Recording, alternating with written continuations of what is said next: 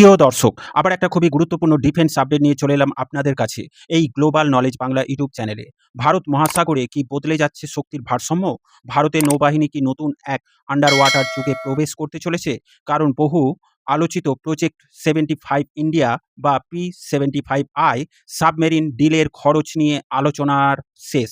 আর খুব শিগগিরই চুক্তি স্বাক্ষর হতে চলেছে German company ThyssenKrupp marine system এর সাথে। এই ডিলের সম্ভাব্য মূল্য $9 বিলিয়ন বা প্রায় ৭০,০০০ বা ৮০,০০০ কোটি টাকা। আজ আমরা বিশ্লেষণ করব এই ডিলের কৌশলগত গুরুত্ব কী, কেন জার্মান TKMS কে বেছে নেওয়া হলো, ভারত মহাসাগরে চীন ও পাকিস্তানের ওপর এর প্রভাব কী এবং ভারতের সাবমেরিন ভবিষ্যৎ কতটা বদলে যাবে। সম্পূর্ণ ভিডিওটা দেখুন, স্ক্রিনে দেখুন এ বিষয়ে ডিফেন্স নিউজ আর্টিকেল প্রকাশিত হয়েছে সংবাদ মাধ্যমে। প্রথমেই জানা যাক P-75I প্রকল্প কী। প্রজেক্ট 75 ইন্ডিয়া বা প্রজেক্ট 75 ইন্ডিয়া হলো ভারতীয় নৌবাহিনীর একটি অত্যাধুনিক সাবমেরিন প্রকল্প। এই প্রকল্পের আওতায় তৈরি হবে 6টি ডিজেল ইলেকট্রিক সাবমেরিন, যেগুলোতে থাকবে অত্যাধুনিক AIP এয়ার ইন্ডিপেন্ডেন্ট প্রপুলশন প্রযুক্তি। AIP প্রযুক্তি সাবমেরিনকে দীর্ঘ সময় জলের নিচে থাকতে সাহায্য করে। বারবার ওপরে উঠে অক্সিজেন নেওয়ার প্রয়োজন হয় না, অর্থাৎ বেশি স্টেলথ, বেশি সহনশীলতা, বেশি সার্ভাইভিলিটি।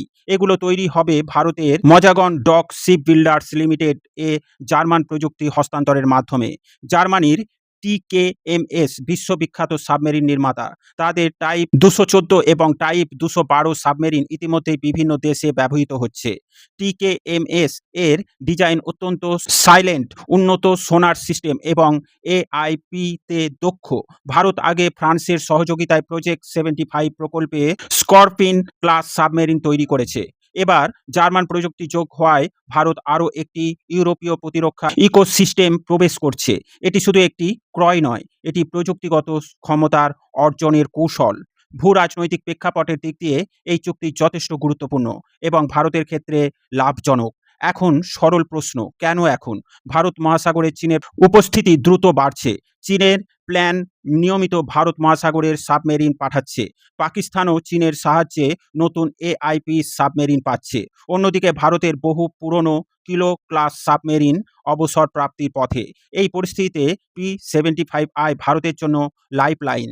এই প্রকল্প ভারত মহাসাগরে স্টেলথ উপস্থিতি বাড়াবে, চীনা সাবমেরিন স্ট্যাটিক সহজ করবে এবং আন্দামান নিকোবর থেকে আবার সাগর পর্যন্ত কৌশলগত গভীরতা বাড়বে। এটি সরাসরি ইন্দো প্যাসিফিক শক্তির ভারসাম্য প্রভাব ফেলবে। এই ডিলটির সম্ভাব্য মূল্য $9 বিলিয়ন। এটি বিশ্বের অন্যতম ব্যয়বহুল কনভেনশনাল সাবমেরিন প্রকল্প। কিন্তু কেন এত দাম? কারণ এতে রয়েছে প্রযুক্তি হস্তান্তর, দেশীয় উৎপাদন, স্থানীয় শিল্পে অংশগ্রহণ, দীর্ঘমেয়াদী রক্ষণাবেক্ষণ। মেক ইন ইন্ডিয়া ও আত্মনির্ভর ভারত নীতির একটি বড় পদক্ষেপ। এই প্রকল্প ভবিষ্যতে ভারতের নিজস্ব সাবমেরিন ডিজাইন সক্ষমতা বাড়বে। ভারত ইতিমধ্যে নিউক্লিয়ার সাবমেরিন প্রকল্পেও এগোচ্ছে, যেমন INS আরিহান্ত। কনভেনশনাল নিউক্লিয়ার দুই ফ্রন্টের ভারত শক্তি বাড়াচ্ছে। তবে কিছু প্রশ্ন রয়ে গেছে। চুক্তি সই হবে কবে? বাজেট অনুমোদন কত দ্রুত মিলবে? প্রযুক্তি স্থানান্তর কতটা কার্যকর হবে? প্রতিরক্ষা প্রকল্পে বিলম্ব ভারতের নতুন নয়, তাই সময়সীমা অত্যন্ত গুরুত্বপূর্ণ। P-70I শুধু একটি সাবমেরিন প্রকল্প নয়, এটি ভারত মহাসাগরের শক্তির নতুন সমীকরণ। এটি ভারত জার্মানি প্রতিরক্ষা সম্পর্কের নতুন অধ্যায়। এটি চীনের জন্য একটি বার্তা, এটি পাকিস্তানের জন্য একটি সতর্কতা। সবচেয়ে বড় কথা, এটি ভারতীয় নৌবাহিনীর ভবিষ্যৎ নিরাপত্তার ভিত্তি। আপনার কি মত? এই ডিল কি যথেষ্ট, নাকি ভারতে আরও দ্রুত পদক্ষেপ নেওয়া উচিত? প্রিয় দর্শক, কমেন্টে অবশ্যই আপনার মতামত জানান। ভিডিওটি ভালো লাগলে লাইক ও শেয়ার করবেন। ডিফেন্স, ফরেন পলিসি ও জিওপলিটিক্স রিলেটেড খবর পেতে এই গ্লোবাল নলেজ বাংলা চ্যানেলটিকে সাবস্ক্রাইব করে আমাদের সাথে জুড়ে থাকুন। সকলকে জানাই আন্তরিক ধন্যবাদ।